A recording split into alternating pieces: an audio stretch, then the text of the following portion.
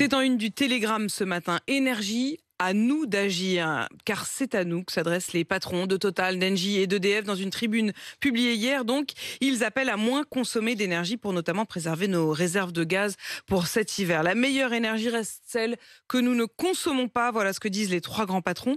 Mais dans le quotidien, est-ce si facile de faire des économies d'énergie? C'est le reportage de la rédaction signé ce matin Alfred Orange et Estelle Henry pour RMC. Dans ce genre de demande, le premier risque est de tomber sur ceux qui vivent mal qu'on leur fasse la morale. C'est le cas de Françoise. Cette retraitée le dit sans détour, les trois géants français de l'énergie feraient mieux de balayer devant leur porte. J'aimerais bien qu'eux déjà nous donnent l'exemple, n'aillent pas piller dans les pays étrangers tout ce dont ils ont besoin.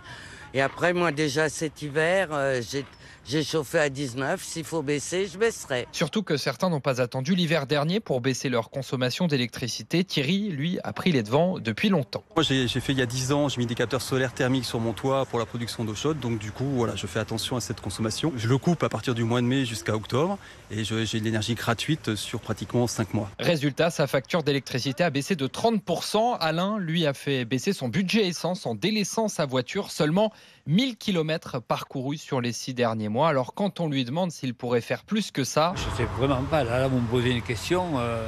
À part mourir, ne plus avoir besoin d'énergie. Je plaisante.